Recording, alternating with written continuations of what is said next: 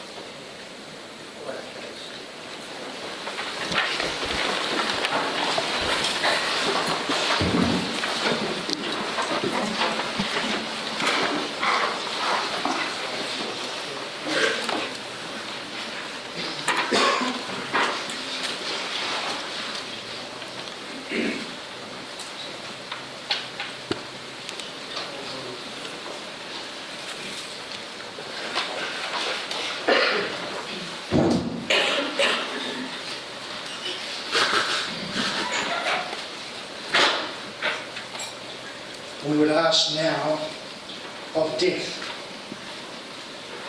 You would know the secret of death, but how shall you find it unless you seek it in the heart of life? The owl whose night-bound eyes are blind unto the day cannot unveil the mystery of light. If you would indeed behold the spirit of death, open your heart wide unto the body of life. For life and death are one, even as the river and the sea are one. In the depth of your hopes and desires lies your silent knowledge of the beyond. And like seas dreaming beneath the snow, your heart dreams of spring. For what is it to die but to stand naked in the wind and to melt into the sun? And what is it to cease breathing but to free the breath from its restless tides that may rise and expand and sink, God, unencumbered? Only when you drink from the river of silence shall you indeed sing. And when you have reached the mountaintop, then you shall begin to climb. And when the earth shall claim your body, then you shall truly dance.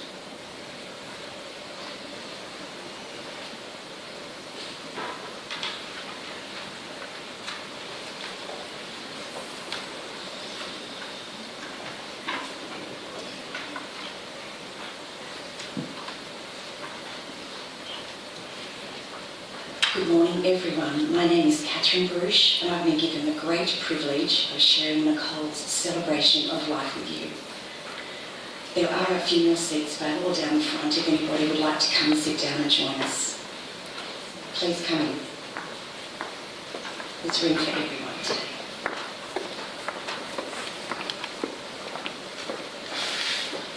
The family would like to extend their heartfelt thanks to all of you who have travelled from near and far to be with them today. They are truly grateful to have all your love and support. They would also like to warmly invite each and every one of you to join them at the Westport Bowling Club for refreshments after the service. Today we do one of the most difficult of all things in our life. We gather to grieve the passing of an amazing human being.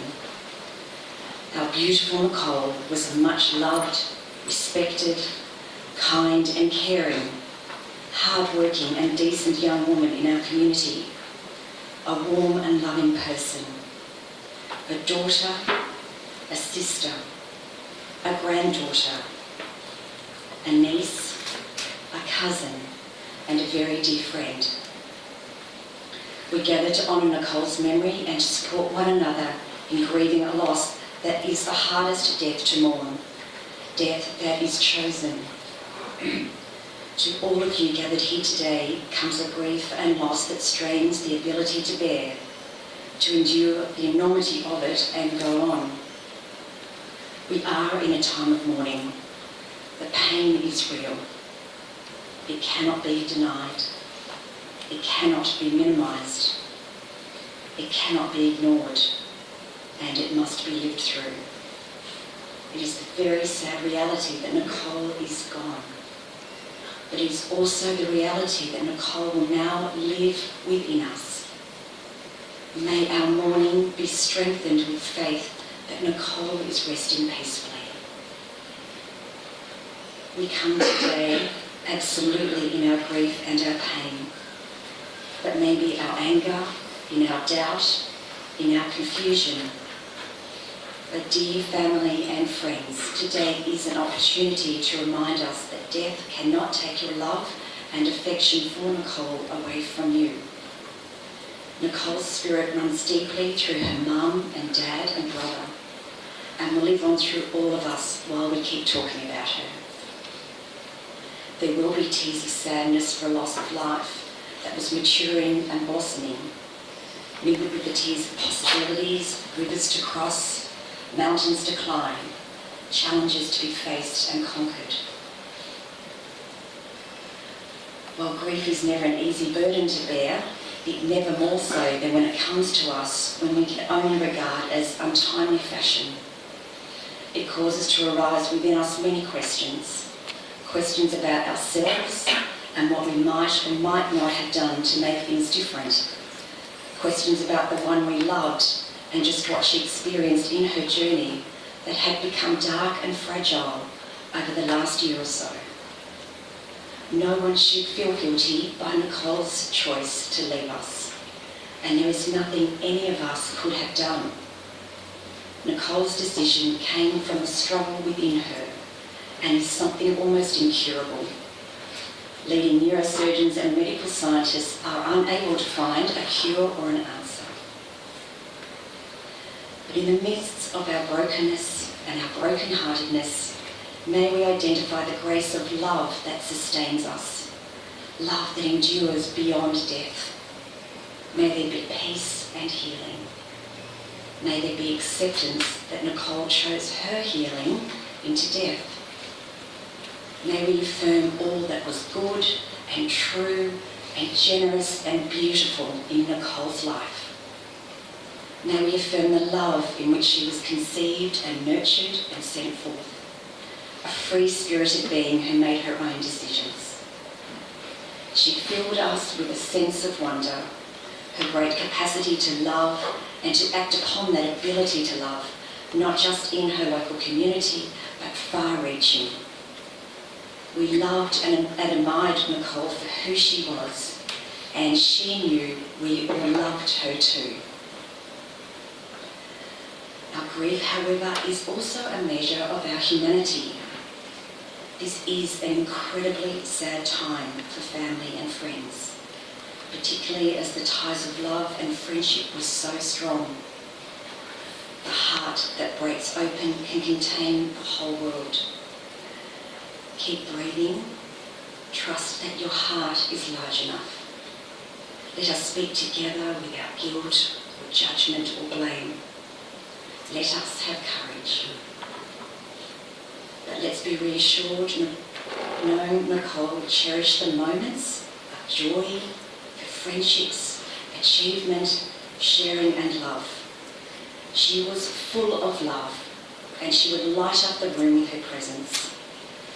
Her warm and effervescent personality was contagious. Her deep and abundant love for children was a gift. Her passion for acting and performing arts, her compassion and empathy for all of humanity, the embedded footprints she left in Africa and Vietnam, her devotion and longing to make the world a better place. They are her legacy, to teach us and the world how to love. May we use this time to reflect on what Nicole has meant to each of us and the blessings that she has brought into all our lives. Nicole had her own bright personality, colourful flair and brilliant uniqueness, and she touched many, many lives, all who have been enriched by that experience. Above all, we acknowledge and celebrate the life of a kind and precious soul who lived a rich and fulfilling life. A popular Buddhist saying is, what the caterpillar perceives as the end, to the butterfly is just the beginning. To talk about Nicole's life here today is to collectively hold a precious butterfly in our hands, to admire it, to appreciate its worth, and then with love to let it go. It is also a time to realise how fortunate we are that she has crossed our paths and has taken place deep in our hearts.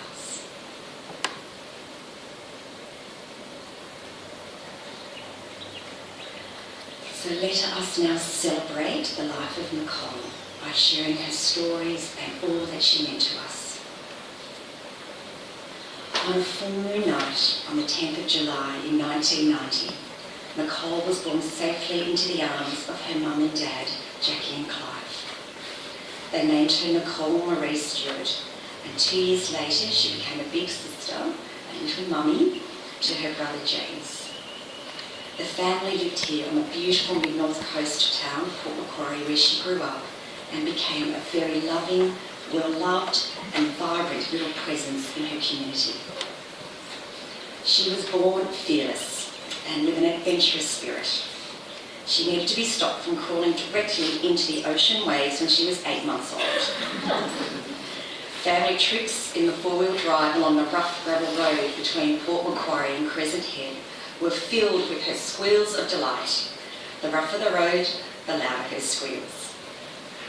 She was the first one of the family to climb onto the adventurous park rides when she was older. Even as a little girl, she held a stage presence. If the family went out for the occasional dinner to a restaurant, Nicole was more interested in entertaining with others with little body jigs. She certainly was a lovable character and reached out to people even at this age. Her tornado of high energy was contagious, and she was larger than life. She was noticed by everyone and adored by everyone. Nicole relished in the outdoors, and the family were always camping in the holidays. She loved the ocean and grew up playing soccer and netball. She loved her gymnastic classes, and Clive has great memories teaching Nicole how to surf.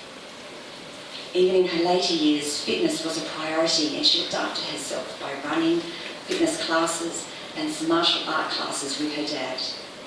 And she was always a member of a sporting team. In Year 7, Nicole found her passion in drama classes.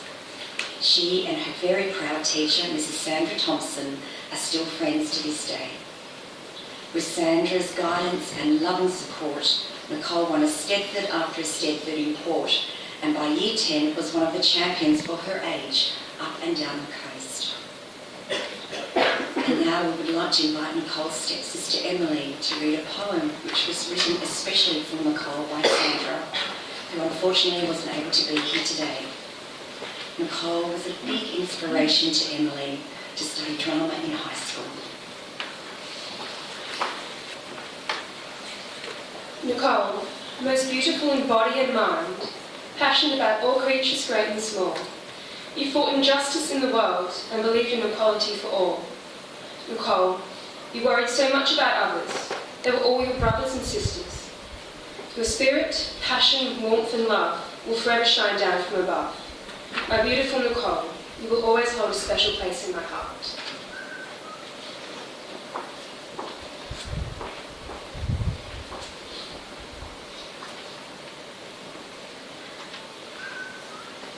After auditioning in competition with hundreds of applicants, Nicole was one of those selected and given a place at the renowned Newtown High School of Performing Arts in Sydney, where she completed years 11 and 12. She was a hard-working and conscientious student and excelled in her studies, achieving a 95.5 in her HSC. She never lost her sense of fun. Her passion for drama led her to complete courses outside her school, including Young Actors Studios. She played the character of Electra in a production at the Nida Theatre in Sydney, as well as being a part of many school performances. It would be remiss of me not to mention our Nicole appearing in the infamous Home and Away television film, All the Nuts. She attended the Global Young Leaders Conference in New York and Washington, D.C. in 2007, where she spent 2 weeks discussing world issues and participated in a UN simulation-style conference. She was chosen by her peers as the spokesperson for the students on the global issue they were debating. She was also involved in 3 different drama companies which performed at Newtown as well. And now we would like to invite Nicole's best friends, Cleo, Jess and Jess, who would like to share some of their fun memories.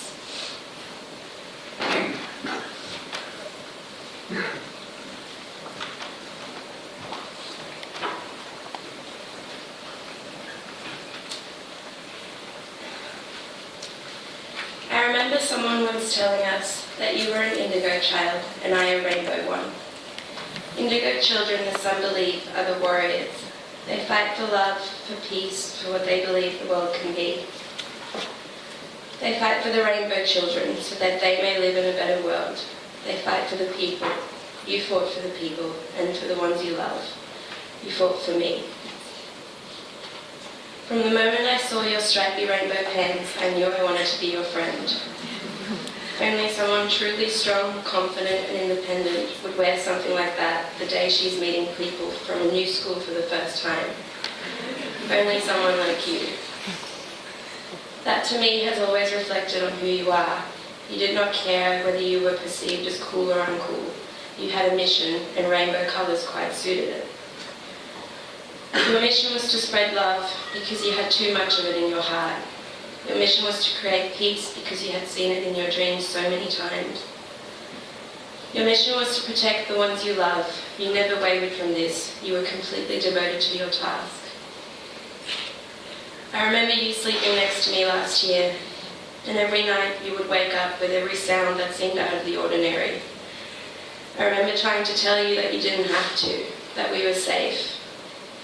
It wasn't until later that I realized I was the one that was safe.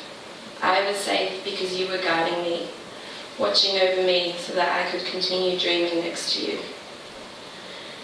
You did everything for me, from simple things like making me quinoa with pumpkin and bok choy, to the hard things like watching me be hurt by life and protecting my secrets literally with your life. You protected me even when I didn't know I needed it. You fought so many battles for my safety and for my happiness without me even knowing. You shared my worst and my best moments, and you gave me your worst and your best. You gave me so much of your best. You gave me so much of yourself. And yet sometimes you manage to question why I love you, why we all love you. I love you for your high ideals, your deep thoughts, and your fight for fairness. I love you for not just talking about change, but actually creating it, for living us and showing me and all of us how to. I feel like I shouldn't be sad today because you have taught me so much, because I'm one of those who's lucky enough to say I know you, I really know you. But I am sad because I want more. I want to learn from you more. I want to hold you more. I want to stroke your hair, wipe your tears for the world away, and make you smile. I can't take comfort in the thought that you didn't want to be here, because I know that you did. I've seen it. I've seen you be more alive, more joyful, more at peace than anyone I've ever known. But I can, and I think we all can and should, take comfort in the fact that Nicole needed our love. It was everything to her. And I know this for a fact. She would not have left us if she didn't know from the bottom of her heart, at the very core of her, that we loved her.